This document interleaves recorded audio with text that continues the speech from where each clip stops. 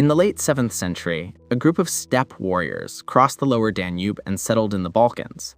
They were known as the Bulgars. Soon after their arrival, they defeated a Byzantine army, leaving the emperor with little choice but to negotiate. Territory south of the Danube was formally acknowledged as under their control, and an annual tribute was imposed. Out of this settlement, a new political entity took shape in southeastern Europe. In recognition of their authority, the territory itself came to bear the name of the Bulgars. It was called Bulgaria. That much is straightforward. But the story that follows becomes more complex from this point forward. The Bulgars were a ruling elite of steppe origin, speaking a Turkic language and organized according to the political traditions of the Eurasian grasslands. Yet within 2 centuries of their arrival, their language had disappeared. By the 10th century, it had been replaced by Slavonic. The names of rulers and officials became Slavic. Their distinct ethnic profile fades from the sources. In biological terms, they were absorbed into the much larger Slavic population over which they had once ruled.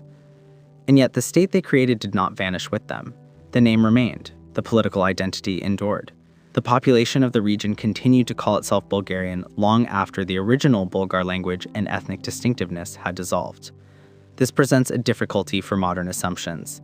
We often think of nations as communities defined by shared ancestry, shared language, or some continuous ethnic line.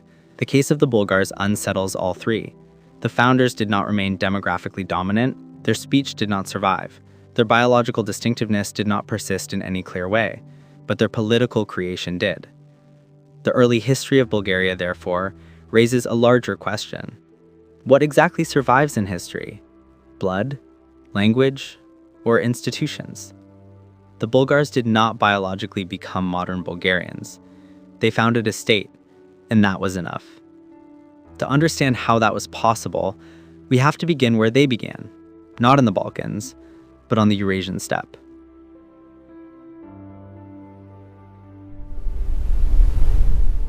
Modern historians no longer describe the steppe world as a series of barbarian invasions or random tribal chaos. The people who controlled the Pontic-Caspian grasslands in the 6th and 7th centuries were operating within real political systems. They were not bureaucratic states like Rome or Persia, but they were far from disorganized. Scholars use different words to describe these formations: cognate, tribal confederation, nomadic union, even empire. The variety of labels reflects an honest problem, not whether these states existed, but how best to categorize them. What we can say with confidence is that they were structured and hierarchical. Power was not scattered loosely across the tribes. It centered on a ruling clan. Among the early Turks and Khazars, that clan was the Ashina lineage. Among the Bulgars, it was the Dulo clan. Authority rested on ancestry, but ancestry was not merely a family matter. It carried sacred meaning. Steppe rulers claimed what is often translated as kut, a kind of heavenly mandate. Leadership was believed to be granted from above. A Khan ruled not simply because he was strong, but because his lineage was thought to be chosen. That sacred dimension is important. It meant that political legitimacy did not vanish the moment an army faltered. Authority was tied to bloodline, and bloodline carried cosmic weight. At the same time, these polities were not tightly centralized in the way later medieval kingdoms would be. The structure was layered. There was an inner core of tribes gathered closely around the ruler's residence. Beyond them were outer tribes who retained a good deal of autonomy. They paid tribute, supplied warriors, and acknowledged the Khan's supremacy, but they were not absorbed into a uniform administrative machine. The system held together, but it held together through negotiation, loyalty, and redistribution, not through rigid bureaucracy. Cohesion was real. It was simply not permanent by design. The glue that held these steppe systems together was economic. Historians often describe their model as a prestige economy. That phrase sounds abstract, but the mechanism was straightforward. Internally, ruling elites drew tribute from farming communities under their control: grain, livestock, goods. Externally, they relied heavily on wealth flowing in from neighboring settled empires, especially Byzantium. Gold coins, silk, and luxury objects were not decorative extras. They were central to the political system. A successful Khan redistributed this wealth to his closest followers. Reward created loyalty, loyalty reinforced authority, authority allowed further extraction. The cycle fed itself. You can see this pattern across several steppe powers, the Avars, the Western Turks, and later the Khazars. When tribute payments or diplomatic gifts increased, rulers appeared strong and stable. When those flows slowed or stopped, internal tensions quickly surfaced. Prestige was not vanity, it was how the system functioned.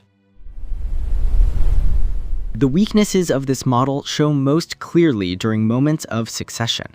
Many steppe societies followed what is known as lateral succession. Power passed from brother to brother before moving down to the next generation. This preserved the senior line of the ruling clan, but it also created obvious problems.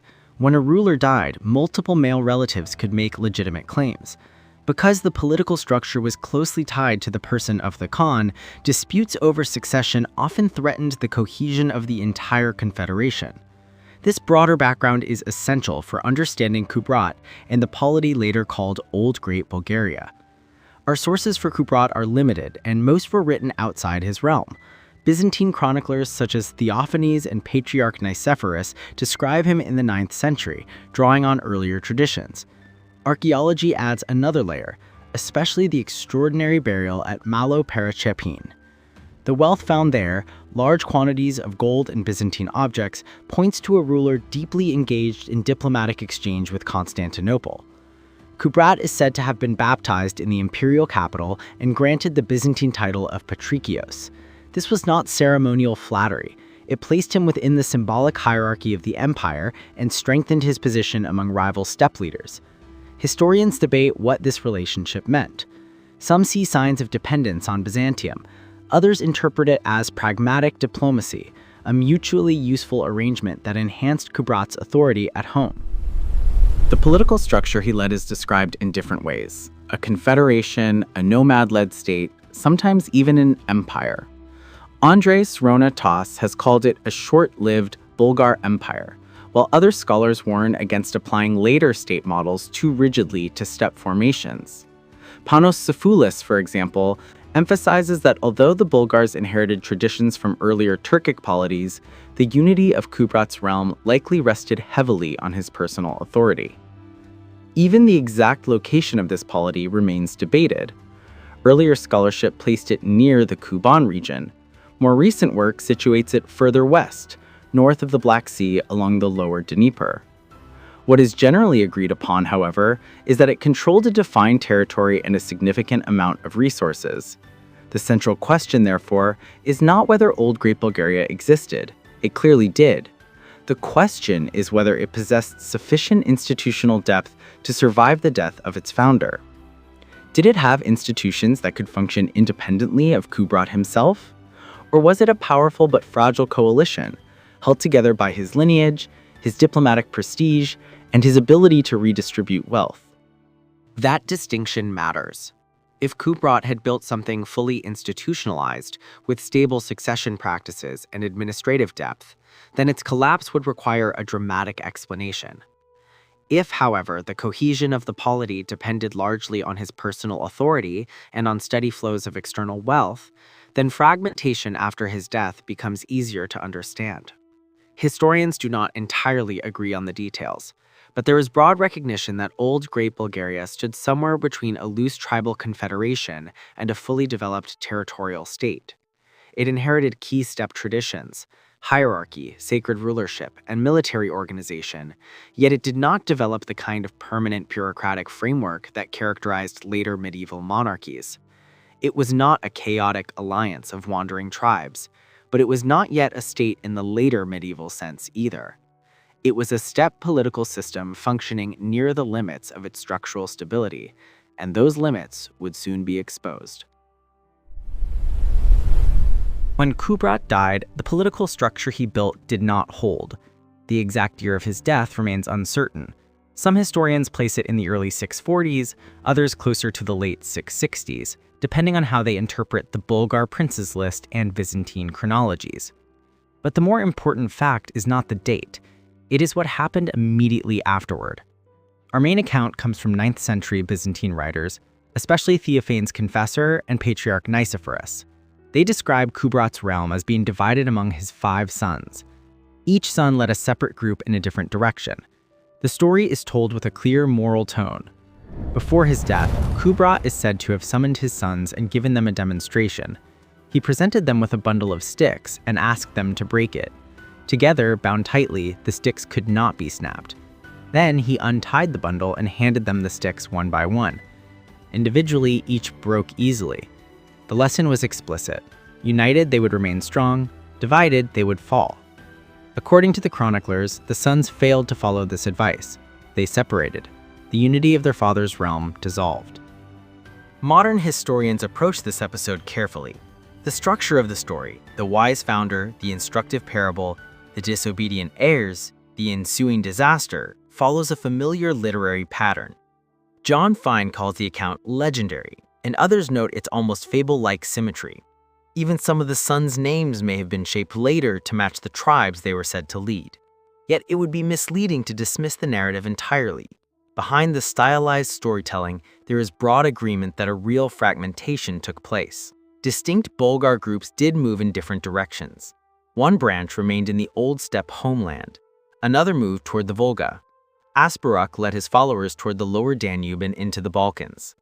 The literary form may simplify the sequence, but it likely preserves a historical core.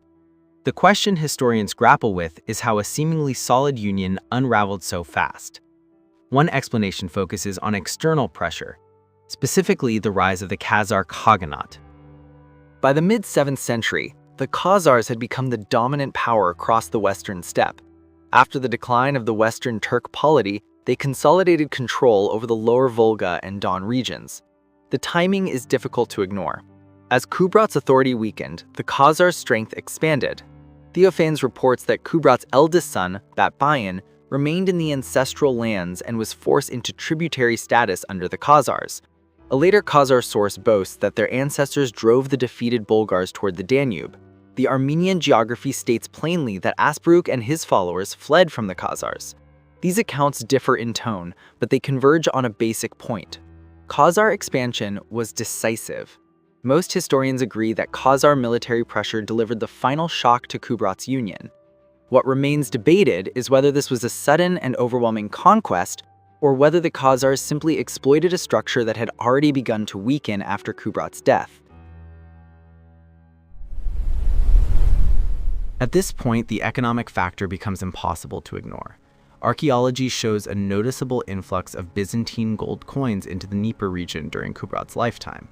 The extraordinary burial at Malo Parish Chapine, widely associated with him, contained large quantities of gold and imported luxury goods. This matches what the written sources suggest. Kubrat held the Byzantine title of Patricius, which implies formal recognition and very likely financial support. But the coin evidence tells another story as well. Around the middle of the 7th century, roughly the 650s, the flow of Byzantine gold into the region dropped sharply.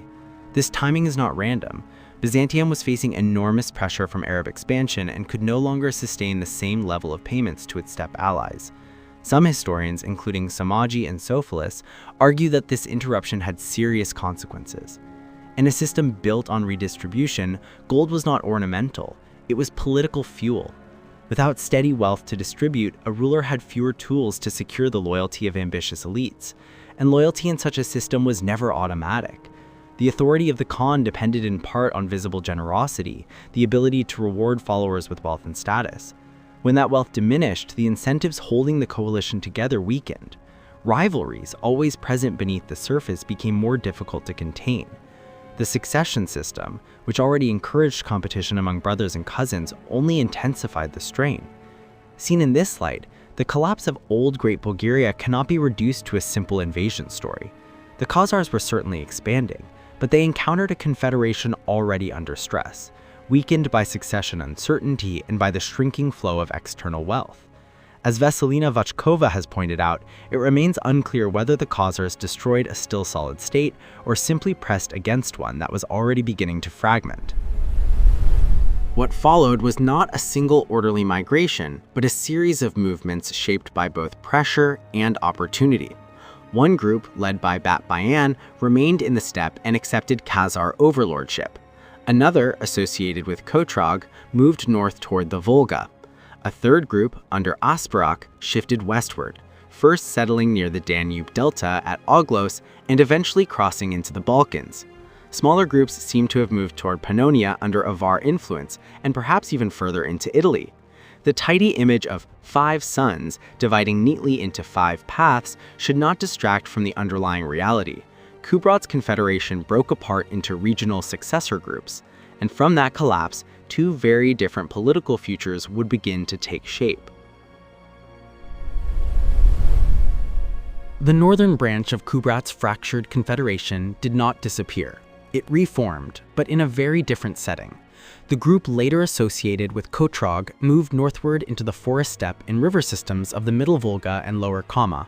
This was no longer open grassland suited to mobile cavalry confederations. It was a landscape of rivers, trade corridors, and interaction with Finno-Ugrian populations. The polity that emerged in this region, known to Arabic sources as Bulgar, did not simply replicate the steppe model. It reshaped itself to fit this new environment.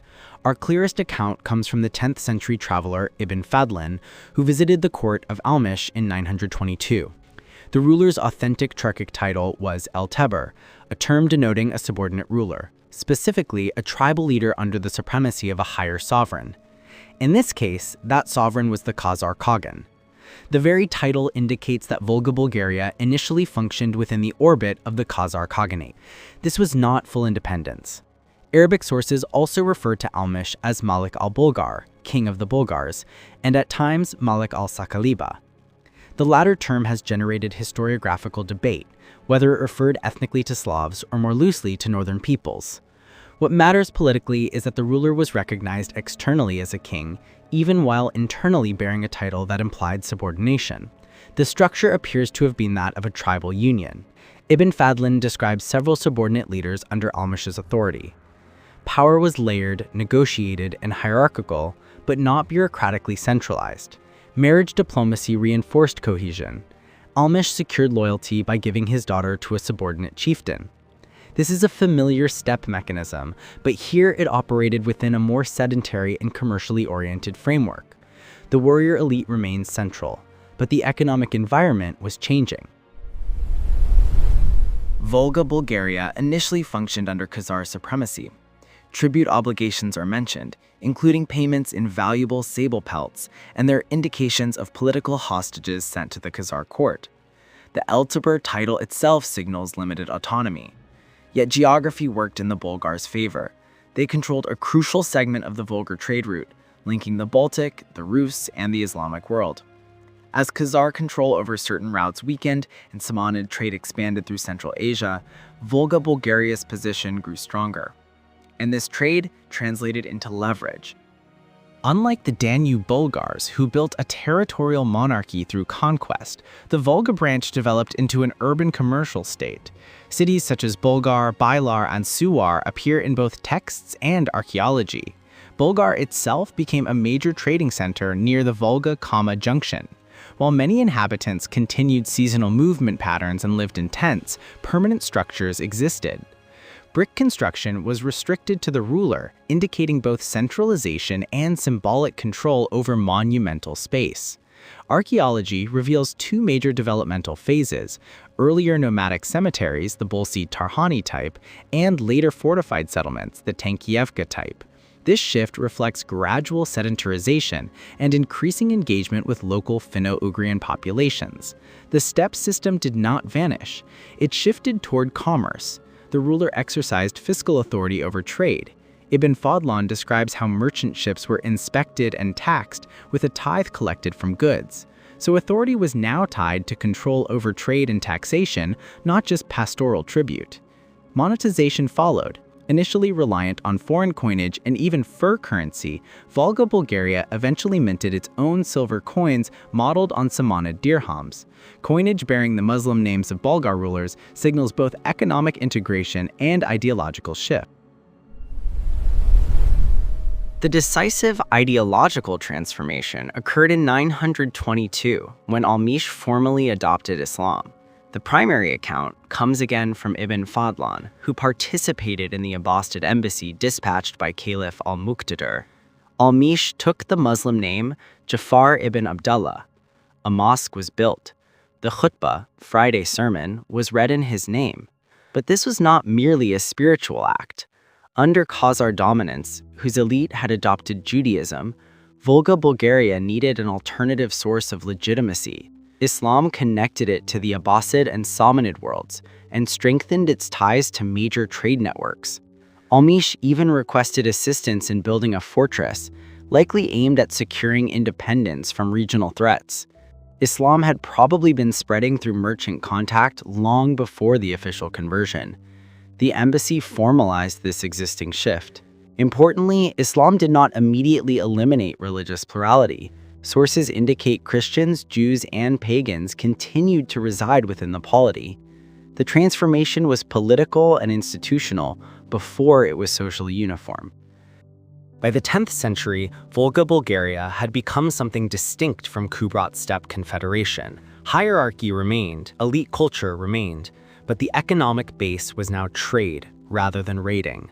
Legitimacy drew on Islam rather than Tengri cosmology. The state looked eastward toward the Islamic world rather than south toward Byzantium. If the Volga branch adapted to rivers and trade, the Danube branch did something more radical. Under Asparuk, the Bulgars crossed from the steppe world into the former Roman Balkans. That crossing was not merely geographic. It marked the beginning of structural transformation. After Khazar pressure forced them west, Asparuk's group established itself in a fortified area known in Byzantine sources as Onguls. Historians still debate exactly where Onguls was. Some place it in the Danube delta, possibly on the island of Puce. Others argue for northern Dobruja or a broader marsh-fortified zone near the lower Danube. What matters is that all sources describe it as difficult to attack, surrounded by rivers and wetlands. The confrontation with Byzantium is primarily described by Theophanes' confessor and Patriarch Nicephorus. Emperor Constantine IV launched a combined land and naval expedition in 680 to expel the Bulgars from the Danube frontier. The Byzantine fleet entered the delta. The army advanced toward the Bulgar encampment. The campaign ended in disaster. According to Theophanes, Constantine IV withdrew temporarily to Mesembria due to illness. Rumors of imperial retreat triggered panic among the Byzantine ranks. The Bulgars seized the opportunity, counterattacked, and drove the imperial forces southward. Byzantine troops were pursued as far as the region of Varna. In 681, Byzantium concluded a formal peace with Asparuk. The terms included recognition of Bulgar control over the territory between the lower Danube and the northern slopes of the Balkan Mountains, payment of annual tribute by the Byzantine Empire, implicit acceptance of a new political authority within former imperial provinces. Historians broadly agree that this was the first instance in which Byzantium formally recognized a barbarian polity within the Balkans and agreed to pay tribute to it. There is a debate about how to interpret the tribute. From the Bulgar perspective, it was recognition. From the Byzantine perspective, it may have been framed as a strategic payment to contain a frontier enemy. Empires are very good at calling tribute something else. What is not contested is that after 681, the Bulgars were no longer a mobile confederation north of the Danube. They were rulers of territory within the Balkans. That shift forced institutional change. The Bulgars did not enter an empty landscape. The Balkans were already populated, largely by Slavic-speaking groups. Byzantine sources say the Bulgars became masters of the Slavs. Modern historians generally interpret this as conquest, not voluntary alliance. Earlier nationalist interpretations that imagined a friendly federation are mostly rejected today. The demographic balance was decisive. The Bulgars were a small military elite, perhaps around 10,000 people. The Slavs were vastly more numerous. That imbalance would eventually shape the identity of the state. At first, the two groups remained distinct. Archaeology supports a pattern of initial separation followed by convergence. Early Bulgar-associated settlements cluster in northeastern Bulgaria around Pliska. Slavic cremation cemeteries appear in surrounding regions.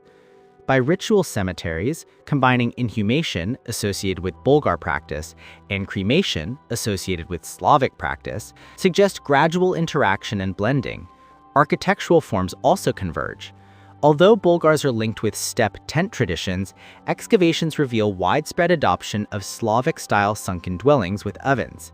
Linguistically, the outcome is clear. Over the 8th and 9th centuries, Slavic speech became dominant. By the mid-9th century, rulers bore Slavic names. By the end of the century, Old Church Slavonic became the official language of the state and the church. The original Turkic Bulgar language survived only in scattered administrative titles and a handful of loanwords. Early Danube Bulgaria retained steppe elements. Rulers bore titles such as Kana Sibiki, interpreted as ruler from God, reflecting sacral kingship traditions linked to the concept of heavenly mandate. High officials included the Kavkan, Ichirgu Boila, and Tarkan. The nobility was stratified into senior and junior ranks. A council of nobles, sometimes referred to as the Komventon, appears to have constrained early rulers. But during the 9th century, especially under Krum and Omurtag, centralization intensified. Permanent capitals were developed at Piska and later Preslav. Administrative districts were formalized. Wealth and office increasingly flowed from the ruler rather than from autonomous tribal authority. Legal reform followed. The so-called Laws of Krum sought to regulate social order and suppress internal disorder. Later, the Farmers' Law and the Zakon Sudni Lyudem integrated Byzantine legal models into Bulgarian governance. These reforms indicate a transition from tribal customary rule to territorial legal order. Historians generally agree that by the mid-9th century, Danube Bulgaria had moved beyond a fragile confederation. It had become a structured territorial monarchy.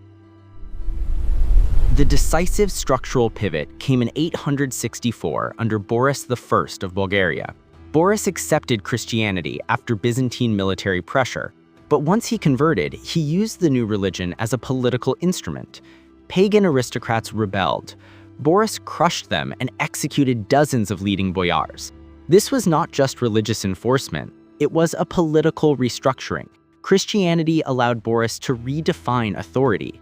Instead of ruling as a tribal war leader among noble clans, he ruled as a Christian prince, sanctioned by God. That shift weakened the old aristocracy and strengthened the monarchy. Diplomatically, Boris maneuvered between Rome and Constantinople to secure an autonomous church structure. By 870, Bulgaria had its own archbishopric under Constantinople's orbit. In 893, the Council of Preslav declared Old Church Slavonic the language of the church and state. This decision mattered enormously. It meant Bulgaria would be Christian, but not culturally Greek. It would be Orthodox, but linguistically Slavic. Historians broadly agree that Christianization strengthened central authority and completed the transformation into a stable medieval state. Under Simeon I of Bulgaria, this structure reached its zenith. Educated in Constantinople, Simeon combined an intimate knowledge of Byzantine ideology with aggressive expansionism. His reign was marked by repeated wars with Byzantium, territorial expansion into Macedonia and Serbia, and attempts to claim imperial parity. He adopted the title Basileus and later styled himself Emperor of the Bulgars and the Romans, asserting equality with Constantinople. Culturally, his reign is widely termed the Golden Age. The pre-Slav literary school flourished. The Cyrillic script was standardized. Monumental architecture rivaled Byzantine craftsmanship. Historians agree on the cultural brilliance of the period, but they differ on its sustainability.